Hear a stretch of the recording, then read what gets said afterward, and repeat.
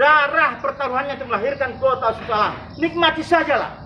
Saya sebagai mantan wali kota nyampaikan permohonan maaf kepada bapak-bapak unsur kemusbidaan, instansi vertikal, Bapak Kapolres dari jajaran, Bapak Dandim dengan jajaran, Bapak Kajari dengan jajaran, pengadilan dengan jajaran, bahwasanya jabatan-jabatan bapak-bapak itu adalah jabatan karir, bukan jabatan politik. Oleh karena itu bapak pelaku politik di Susalam, ya, jangan bermain curang.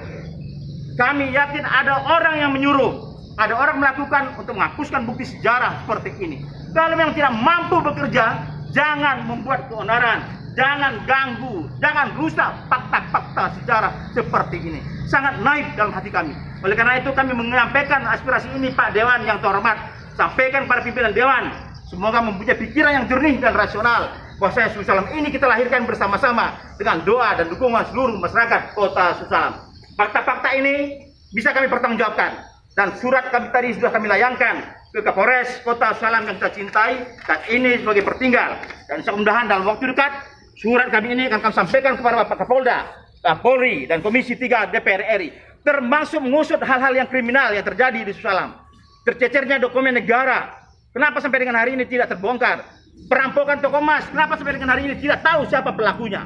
Masyarakat ingin nyaman, ingin aman, ingin damai dalam negeri sada kata bumi Syekh Hamzah Pansuri. Demikian mungkin Bapak Dewan. Pak Dewan mungkin silakan kalau ada tanggapan.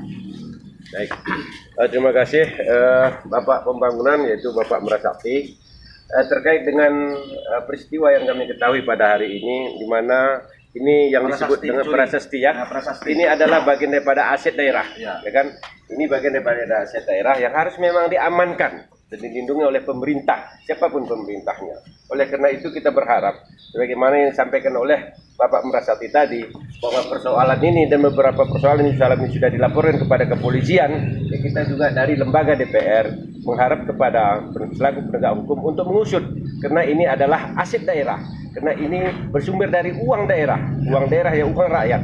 Oleh karena itu, apa yang menjadi harapan Bapak Merasakti tadi, ini kami akan coba menyampaikan kepada pimpinan DPR nanti. Saya pikir demikian. Sedikit lagi kawan-kawan semua, di dalam prasasti ini ada lambang burung Garuda. Ya. Burung Garuda itu adalah lambang negara kita. Siapa yang merusak lambang negara berarti termasuk merongrong Negara Kesatuan Republik Indonesia. Mungkin itu sebagai tambahan rekan-rekan media. Terima kasih. Baik. Seharusnya prasasti ini bagi salah satu pemimpin nasional di Kota Susalam, apa tindakan